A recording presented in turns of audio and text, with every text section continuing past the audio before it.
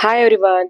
ನನ್ನ ಮಗಳಿಗೆ ಸ್ನ್ಯಾಕ್ಸ್ ಎಲ್ಲ ಖಾಲಿ ಆಗಿತ್ತು. ಅದಕ್ಕೆ ಲಂಚ್ ಬಾಕ್ಸಿಗೆಲ್ಲ ಬೇಕಲ್ವಾ, ಹಾಗೆ ಈವ್ನಿಂಗ್ ಕೂಡ ಹೊಟ್ಟೆ ಹಸಿವಾಗ್ತದೆ ಏನಾದ್ರು ಕೊಡಮ್ಮ ಅಂತ ಹೇಳ್ತಾಳೆ. ಸೊ ಹೆಲ್ದಿ ಆಗಿರ್ಲಿ ಅಂದ್ಬಿಟ್ಟು ನಾನು ಕೂಡ ತುಪ್ಪದಲ್ಲಿ ಎಲ್ಲ ಡ್ರೈ ಫ್ರೂಟ್ಸ್ನು ಫ್ರೈ ಮಾಡ್ಕೊತಾ ಇದ್ದೆ. ಯೂಶಲಿ ನಾನು ತಗೊಂಡಿರೋದು ಬಾದಾಮಿ, ಪಿಸ್ತಾ, ಕ್ಯಾಶು, ಸೀಡ್ಸು ಇದೆಲ್ಲ ತಗೊಂಡು ಫ್ರೈ ಮಾಡಿಕೊಂಡು ತುಪ್ಪದಲ್ಲೇ ತರಿಯಾಗಿ ಪುಡಿ ಮಾಡಿ ಇಟ್ಕೊಂಡಿದ್ದೀನಿ. ಹಾಗೆ ಮಕಾನ ಕೂಡ ಫ್ರೈ ಮಾಡಿ ಪುಡಿ ಮಾಡಿ ಇಟ್ಕೊಂಡಿದ್ದೀನಿ. ಹಾಗೆ ಹುರ್ಗಡ್ಲೆ ಮತ್ತೆ ಶೇಂಗಾ ಕೂಡ ಪುಡಿ ಮಾಡಿ ಇಟ್ಕೊಂಡಿದ್ದೀನಿ ಫ್ರೈ ಮಾಡಿಕೊಂಡು.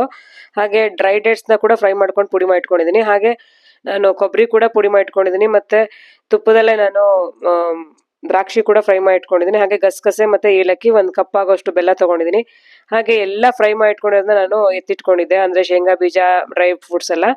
ಸೊ ಇವಾಗ ನಾನು ಅದರಿಂದ ಒಂದು 3 ವೆರೈಟೀಸ್ ಮಾಡ್ಕೊತೀನಿ ನೋಡಿ. ಇವಾಗ ನಾನು ಒಂದು ಬಾಣಲಿಗೆ ಎಣ್ಣೆ ಹಾಕೊಂಡು ಅದಕ್ಕೆ ಸ್ವಲ್ಪ ಅರಿಶಿನದ ಪುಡಿ ಮತ್ತೆ ಉಪ್ಪು, ಪೆಪ್ಪರು ಹಾಕೊಂಡು ಅದಕ್ಕೆ ಇವಾಗ ಹುರಿದಿಟ್ಕೊಂಡಿರುವಂಥ ಮಕಾನನ ಹಾಕೊತಾ ಇದ್ದೀನಿ.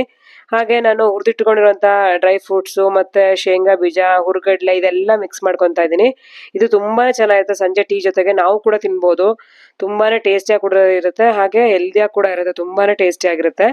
ಹಾಗೆ ನಾನು ಇವಾಗ ಒಂದು ಚಿಕ್ಕಿ ತರ ಮಾಡ್ತಾ ಇದ್ದೀನಿ, ಅಂದ್ರೆ ಮಕಾನದಲ್ಲೇನೆ 1 ಕಪ್ ಆಗೋಷ್ಟು ಬೆಲ್ಲನ ತಗೊಂಡಿದ್ದೀನಿ.